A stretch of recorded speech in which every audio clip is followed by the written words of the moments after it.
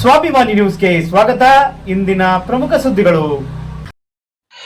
ಸಾಗರದ ಶ್ರೀ ಲಕ್ಷ್ಮೀ ವೆಂಕಟರಮಣ ದೇವಸ್ಥಾನದಲ್ಲಿ ಫೆಬ್ರವರಿ 22ರ ಭಾನುವಾರದಿಂದ ಮಾರ್ಚ್ 5ರ ಗುರುವಾರದವರೆಗೆ ಶ್ರೀ ಲಕ್ಷ್ಮೀ ವೆಂಕಟರಮಣ ದೇವರ ಪುನರ್ ಪ್ರತಿಷ್ಠಾಪನಾ ವಜ್ರ ಮಹೋತ್ಸವ ಕಾರ್ಯಕ್ರಮ ಹಮ್ಮಿಕೊಳ್ಳಲಾಗಿದೆ ಎಂದು ಸಾಗರ ಶಿರವಂತೆ ಗೌಡ ಸಾರಸ್ವತ ಬ್ರಾಹ್ಮಣ ಸಮಾಜದ ಪದಾಧಿಕಾರಿಗಳು ಪತ್ರಿಕಾಗೋಷ್ಠಿಯಲ್ಲಿ ತಿಳಿಸಿದರು. ಕಾರ್ಯಕ್ರಮದಲ್ಲಿ ಶ್ರೀ ಸಂಸ್ಥಾನ ಗೋಕರ್ಣ ಪರ್ತಗಾಳಿ ಜೀವೋತ್ತಮ ಮಠಾಧೀಶರಾದ ಪರಮ ಪೂಜ್ಯ ಶ್ರೀ ವಿದ್ಯಾಧೀಶ ತೀರ್ಥ ಶ್ರೀಪಾದ ಒಡೆಯರ ಸ್ವಾಮೀಜಿ ಹಾಗೂ ಶ್ರೀ ಸಂಸ್ಥಾನ ಗೌಡ ಪಾದಾಚಾರ್ಯ ಕವಿವೆಲ್ಲ ಮಠಾಧೀಶರಾದ ಪರಮ ಪೂಜ್ಯ ಶ್ರೀ ಶಿವಾನಂದ ಸರಸ್ವತಿ ಸ್ವಾಮೀಜಿಯವರ ದಿವ್ಯ ವಾಸ್ತವ್ಯವಿರುತ್ತದೆ. ಕಾರ್ಯಕ್ರಮದ ಪ್ರಯುಕ್ತ ವಿವಿಧ ಪೂಜಾ ಕಾರ್ಯಕ್ರಮಗಳನ್ನು ಹಮ್ಮಿಕೊಳ್ಳಲಾಗಿದ್ದು ಸರ್ವರಿಗೂ ಸ್ವಾಗತವಿದೆ ಎಂದು ತಿಳಿಸಿದರು. ಈ ಸಂದರ್ಭದಲ್ಲಿ ನಾಗರಾಜ, ಮುಕುಂದ ಪೈ, ದಾಮೋದರ, ಸುನಿಲ್, ಶ್ರೀಕಂಠ, ನಾಗೇಶ್ ಮುಂತಾದವರಿದ್ದರು. ಮಲೆನಾಡು ಅರಣ್ಯ ಸಾಗುವಳಿದಾರರು ಮತ್ತು ಶರಾವತಿ ಮುಳುಗಡೆ ಸಂತ್ರಸ್ತರ ಬೇಡಿಕೆ ಈಡೇರಿಸುವಲ್ಲಿ ಸರ್ಕಾರ ಹಾಗೂ ಜನಪ್ರತಿನಿಧಿಗಳ ನಿರ್ಲಕ್ಷ್ಯ ಖಂಡಿಸಿ ಇದೇ ಬರುವ ಮಾರ್ಚ್ 2ರಂದು ಸಾಗರದ ಸಿಗಂದೂರು ಸೇತುವೆ ಸಮೀಪ ರಸ್ತೆ ತಡೆ ಮಾಡಿ ಪ್ರತಿಭಟನೆ ನಡೆಸಲಾಗುವುದು ಎಂದು ಮಲೆನಾಡು ರೈತ ಹೋರಾಟ ಸಮಿತಿಯ ಜಿಲ್ಲಾಧ್ಯಕ್ಷ ತೀನಾ ಶ್ರೀನಿವಾಸ್ ಪತ್ರಿಕಾಗೋಷ್ಠಿಯಲ್ಲಿ ತಿಳಿಸಿದರು. ಪತ್ರಿಕಾಗೋಷ್ಠಿಯಲ್ಲಿ ದಯಾನಂದ ಹಿಟ್ಟಂಡೆ, ಅಶೋಕ್ ಬೇಸೂರ್, ನಾಗರಾಜ್, ಅಶೋಕ್ ಕುಡಸರ, ಮಂಜಪ್ಪ ಹಾರ್ನಬೈಲ್ ಮುಂತಾದವರಿದ್ದರು. ಫೆಬ್ರವರಿ 25ರಿಂದ ಫೆಬ್ರವರಿ 27ರವರೆಗೆ ಸಾಗರ ತಾಲೂಕಿನ ಮಂಡಗಲಲ್ಲಿ ಗ್ರಾಮದಲ್ಲಿ ಶ್ರೀ ಆದಿಶಕ್ತಿ ದೇವರ ಪುನರ್ ಪ್ರತಿಷ್ಠಾಪನಾ ಕಾರ್ಯಕ್ರಮ ಹಮ್ಮಿಕೊಳ್ಳಲಾಗಿದೆ ಎಂದು ದೇವಸ್ಥಾನದ ಧರ್ಮದರ್ಶಿ ಸುರೇಶ್ ಸ್ವಾಮಿ ಪತ್ರಿಕಾಗೋಷ್ಠಿಯಲ್ಲಿ ತಿಳಿಸಿದರು.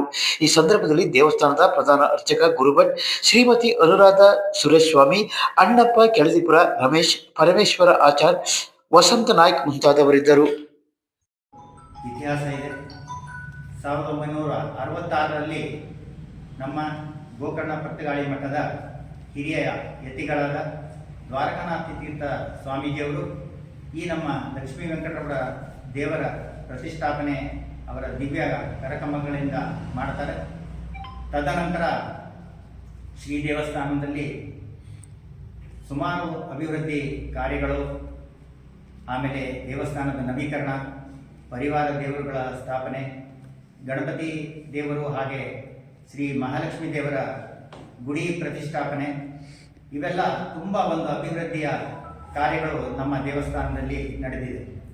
ಹಾಗೆಯೇ ನಮ್ಮ ಧಾರ್ಮಿಕ ಕಾರ್ಯಕ್ರಮಗಳಿಗೆ ಬೇಕಾಗುವಂಥ ರೂಮ್ಗಳ ವ್ಯವಸ್ಥೆ, ಮದುವೆ ಹಾಲು, ಇವೆಲ್ಲ ಒಂದು ಒಳ್ಳೆಯ ರೀತಿಯಲ್ಲಿ ಎಲ್ಲ ಸೌಕರ್ಯಗಳನ್ನು ಕೂಡಿಕೊಂಡು ಈ ನಮ್ಮ ದೇವಸ್ಥಾನ ನಮ್ಮ ತಾಲೂಕಲ್ಲಿ ಒಂದು ಒಳ್ಳೆಯ ಹೆಸರನ್ನು ಗಳಿಸಿದೆ. ಹಾಗೆಯೇ ಈ ನಾಳೆ ನಮ್ಮ ಈ ವಜ್ರ ಮಹೋತ್ಸವದ ಪ್ರಯುಕ್ತ ತಾರೀಕು 22/2/26ರಿಂದ ಮಾರ್ಚ್ 5/3 ತನಕ ನಮ್ಮ ಪರಮ ಪೂಜ್ಯರುಗಳಾದ ಶ್ರೀ ಗೋಕರ್ಣ ಪರ್ತಗಾಳಿ ಮಠದ ಶ್ರೀಮತ್ ಶ್ರೀ ವಿದ್ಯಾಧೀಶ ತೀರ್ಥ ಸ್ವಾಮೀಜಿಯವರು, ಹಾಗೆಯೇ ಕೈವಲ್ಯ ಗೋಮಾಂತಕ ಮಠದ ಪರಮ ಕಳೆದ 10 ವರ್ಷಗಳಿಂದ ಶರಾವತಿ ಹಿನ್ನೀರಿನ ಜನರ, ಶರಾವತಿ ಮುಳುಗಡೆ ಸಂತ್ರಸ್ತರು, ಮತ್ತು ತುಂಗಾ, ಭದ್ರಾ, ಅಂಬ್ಲಿಗೊಳ ಡ್ಯಾಮು, ಚಕ್ರವರೈ ಸಾರ್ವಜನಿಕರು, ಜೊತೆಗೆ ಅರಣ್ಯ ಭೂಮಿ ಸಾಗುವಳಿದಾರರನ್ನೆಲ್ಲರೂ ಸೇರಿಸಿ ತೀವ್ರವಾದಂಥ ಆಗ್ರಹವನ್ನು ಸರ್ಕಾರಕ್ಕೆ ಸಮಸ್ಯೆ ಬಗೆಹರಿಸಲಿಕ್ಕೆ ಮಾಡಿದರು. ಭಾರತೀಯ ಜನತಾ ಪಕ್ಷದ ಸರ್ಕಾರ ರಾಜ್ಯದಿಂದ ಹಿಡಿದು ಕರ್ನಾಟಕದಿಂದ ದೆಹಲಿಯವರೆಗೆ ಇದ್ದಾಗ ಮಾನ್ಯ ಯಡಿಯೂರಪ್ಪನವರಿಗೆ, ಸಂಸದ ರಾಘವೇಂದ್ರ ಅವರಿಗೆ ನಾವು ಈ ಎಲ್ಲ ಸಮಸ್ಯೆಗಳನ್ನು ಬಗೆಹರಿಸಬೇಕು ಅಂತ ತೀವ್ರವಾದಂಥ ಒತ್ತಡವನ್ನು ತಂದಿದ್ವಿ. ಜೊತೆಗೆ ಸಮಸ್ಯೆಗಳನ್ನು ಸಂಪೂರ್ಣವಾಗಿ ಮನವರಿಕೆ ಮಾಡಿ ಅವರಿಗೆ ವಿಷಯವನ್ನು ತಿಳಿಸಿದ್ವಿ. ಶಿಕಾರಿಪುರದಲ್ಲಿ MP ಮನೆಗೆ ಚಲೋ ಅಂತ ಹೇಳಿ ಸಾವಿರಾರು ಜನ ನಾವು ಹೋಗಿ ಒತ್ತಡ ಮಾಡಿದ್ವಿ. ಆದರೆ ಮಲೆನಾಡಿನ ರೈತರ ಸಮಸ್ಯೆ ಬಗೆಹರಿಸೋದಕ್ಕೆ 4 ಬಾರಿ ಮುಖ್ಯಮಂತ್ರಿ ಆದಂಥ ಯಡಿಯೂರಪ್ಪನವರು, 7 ಬಾರಿ ಶಾಸಕರು ಆಗಿದ್ದವರು, ಜೊತೆಗೆ ಸಂಸದ ರಾಘವೇಂದ್ರ ಅವರು ಯಾವುದೇ ರೀತಿಯ ಪ್ರಯತ್ನವನ್ನು ಮಾಡಲಿಲ್ಲ. ಅದರ ಫಲನೂ ಸಹ ಇವತ್ತು ಮಲೆನಾಡಿನ ರೈತರಿಗೆ ಸಿಕ್ಕಿಲ್ಲ. ಇನ್ನು ಕಾಂಗ್ರೆಸ್ ಸರ್ಕಾರ, ಹಿಂದಿನ ಸರ್ಕಾರ ಬಂದಾಗ ಸಿದ್ದರಾಮಯ್ಯನವರೇ ಮುಖ್ಯಮಂತ್ರಿ ಆದಾಗ ಕಾಗೋಡು ತಿಮ್ಮಪ್ಪನವರು ವಿಧಾನಸಭಾಧ್ಯಕ್ಷರು ಮತ್ತು ಕಂದಾಯ ಮಂತ್ರಿ ಆಗಿರೋದ್ರಿಂದ ಶರಾವತಿ ಮುಳುಗಡೆ ಸಂತ್ರಸ್ತರ ಸಮಸ್ಯೆಯನ್ನು ಒಂದು ಹಂತದಲ್ಲಿ ಬಗೆಹರಿಸತಕ್ಕಂಥ ಕೆಲಸವನ್ನು ಮಾಡಿದ್ರು. ಕೊನೆಗೆ ಅದು ಕಾನೂನಿನ ಬಿಕ್ಕಟ್ಟಿಗೆ ಸಿಕ್ಕಿತು.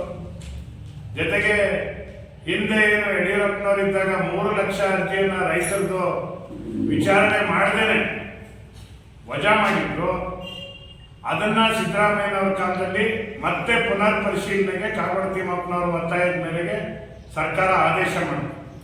ಜೊತೆಗೆ 27/4/78 ಹಿಂದೆ ಯಾರು ಅರಣ್ಯ ಭೂಮಿ ಸಾಗುವಳಿ ಮಾಡಿದ್ರೆ ಅವರಿಗೆ ಅರ್ಜಿ ಸಲ್ಲಿಸಲಿಕ್ಕೆ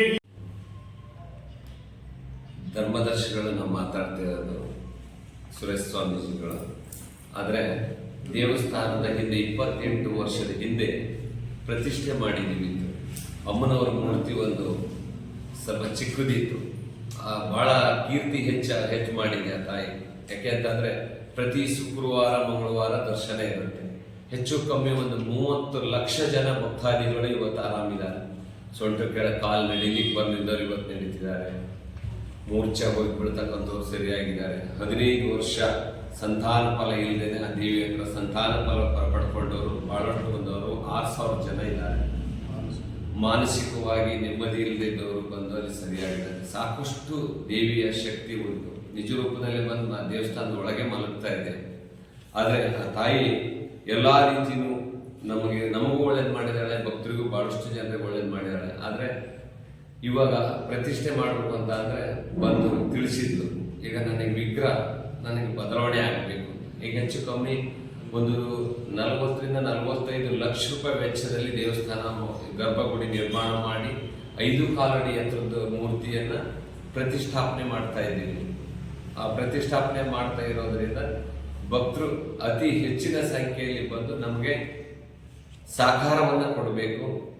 ತನು ಮನ ಧನ ಸಹಕಾರವನ್ನು ಕೊಟ್ಟು ಆ ಕಾರ್ಯಕ್ರಮವನ್ನು ಯಶಸ್ವಿಯನ್ನುಗೊಳಿಸಬೇಕು. ಮತ್ತು 3 ದಿವಸನೂ ಅನ್ನದಾನ ಇಟ್ಕೊಂಡಿದ್ದೀವಿ. 3 ದಿವಸನೂ 25, 26, 27 ದಿವಸ 3 ದಿವಸ ಅನ್ನದಾನನೇ ಇದೆ. ಎಲ್ಲರೂ ಕೂಡ ನಮ್ಮ ಪತ್ರಕರ್ತರು ಬಾಂಧವ್ಯಗಳು ಎಲ್ಲ ಸಾರ್ವಜನಿಕವಾಗಿ ಎಲ್ಲ ರೈತ ಸಂಘ ಹೋರಾಟಗಾರರು ವಿವಿಧ